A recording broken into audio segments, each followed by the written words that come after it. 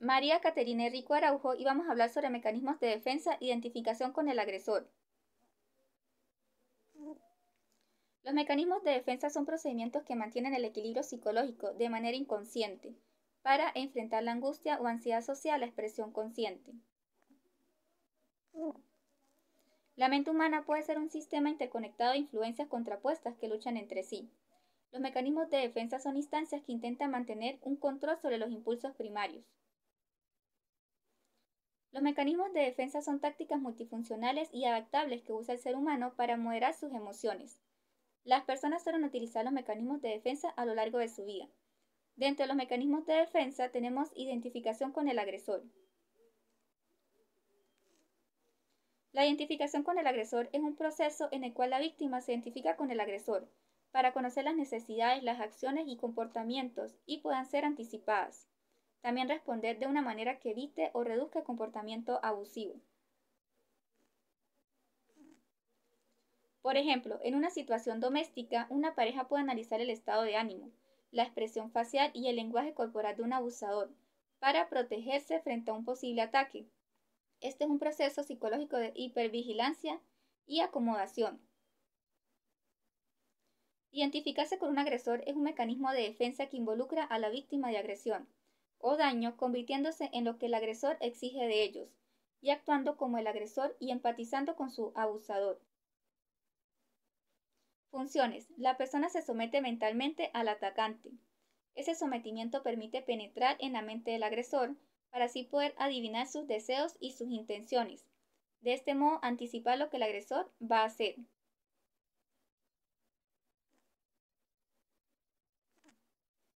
La persona entra en la escena como individuo a través de la sumisión y el silencio y la complacencia. Ejemplos. Tom, un hombre sensible cuya madre estaba frecuentemente deprimida cuando él era un niño y cuyo complicado padre abandonó a la familia siendo pequeño y que rechazó a Tom por no ser un chico duro, desarrolló una fuerte sensibilidad hacia lo que la gente quería o esperaba de él.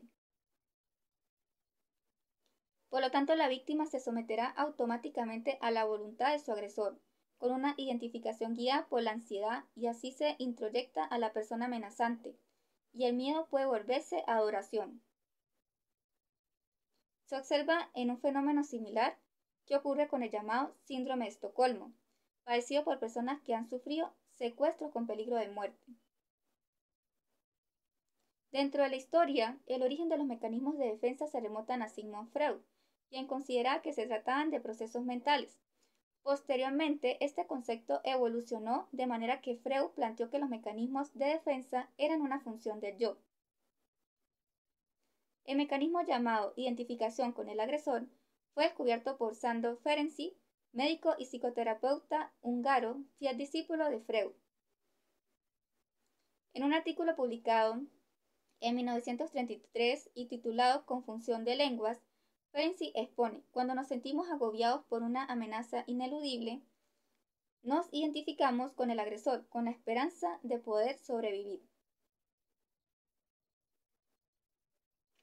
También tenemos a Jack Frankel en 1980, dice: sugiero que la identificación con el agresor forma parte de los aspectos de la comunicación que transcurre de forma continua entre personas mientras interactúan.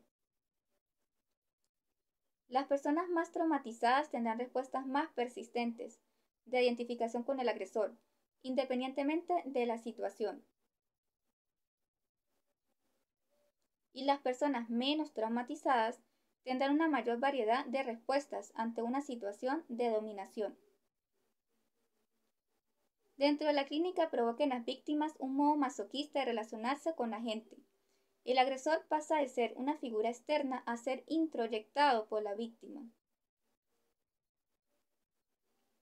Se observa en personas que han sufrido maltrato un fuerte sentimiento de autodesconfianza, así como de vigilancia extrema de las conductas de los demás.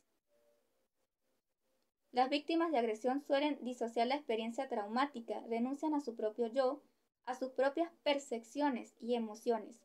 El disociar y por tanto no demostrar miedo puede amedrentar al atacante o que éste pierda el interés de hacer daño.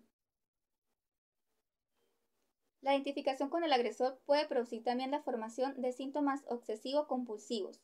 La persona se fía de su propia mente y por tanto duda y tiene continuos pensamientos rumiantes. A pesar de las apariencias durante la situación traumática, el propio ser y las propias esperanzas de creer en objetos buenos no han sido desechados, viven en el propio mundo interno de introyectos. El introyectar los aspectos no abusivos de los padres en un intento de preservar las partes buenas de esa relación, por ejemplo, en un niño, un intento de regresar al estado de felicidad que existía antes de ese trauma que se esfuerza en anular.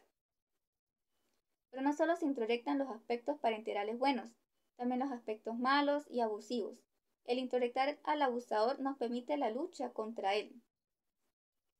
Dentro del tratamiento, practicar la autocompasión y obtención de apoyo con un terapeuta resulta factible, ya que la vergüenza y la autoculpa son emociones muy comunes en los supervivientes de abuso.